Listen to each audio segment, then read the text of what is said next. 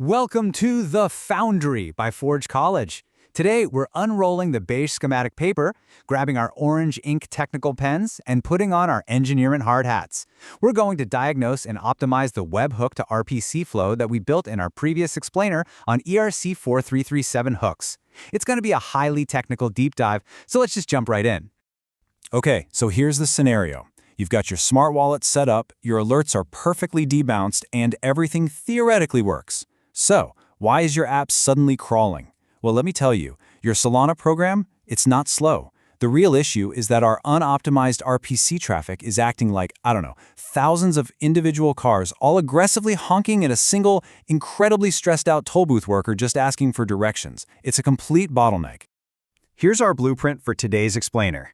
Number 1, the RPC traffic jam. Number 2, measuring the mess. 3, upgrade 1, off-chain enrichment.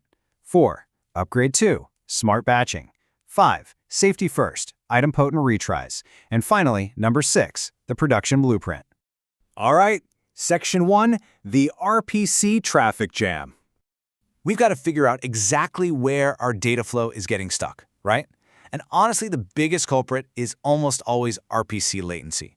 Basically, this is just a frustrating reality of waiting for a server to respond to our on-chain data requests. When you're building advanced data interactions, every single millisecond counts. Waiting around for those JSON RPC round trips can completely paralyze a time-sensitive flow. Moving on to section 2, measuring the mess. Look, before we can optimize a single line of code, we absolutely have to establish our baseline performance. You can't fix what you haven't measured, right? You've got to track your RPC latency, and I'm talking specifically about the P50, P95, and P99 tail latencies to see exactly how your slowest requests are acting up. We're also tracking requests per second, the CPU time spent on enrichment, and the ultimate end-to-end metric, event-to-action latency. Honestly, if you ignore tail latency, you might think you've sped things up while secretly making the experience totally miserable for the slowest 1% of your users. And here is a super crucial point. To actually compare apples to apples, you have to run your measurement harness using the exact same webhook replay paths, literally identical. If you change your inputs between test runs, you're just generating noise, and your baseline metrics become completely useless. Keep it constant, keep it reproducible. That brings us to section 3, upgrade 1, off-chain enrichment. So, our baseline is recorded. Let's draft up our first major optimization, which is moving expensive tasks off the blockchain entirely. By moving enrichment off-chain, it's kind of like checking a map before you even start the car. We process the data right in our webhook consumer, persist it locally in a fast cache, like Redis for example, and then only attach the bare minimum fields required for the on-chain action. Basically, you only compute on-chain what absolutely has to change state on-chain. Now, a simple architectural shift like this, it has massive cascading benefits. This specific upgrade can literally reduce an on-chain fetch from 3 accounts down to just 1. That's a 3-to-1 reduction. It drastically lowers your overall RPC call volume, frees up resources, and speeds up the entire shebang. Which leads perfectly into section 4, upgrade 2, smart batching. Building on that off-chain logic, remember that toll booth analogy with the thousands of cars? Well, instead of sending individual cars through one by one, we are now packing all those requests into a single, highly efficient carpool bus. We do this by using batched arrays or methods like getMultipleAccountsInfo. This absolutely slashes your HTTP overhead because you're doing one round trip instead of 50 sequential ones. But hey, there's a catch here. You have got to meticulously monitor your P99 latency. Why? Because oversized batches can create what we call head-of-line blocking.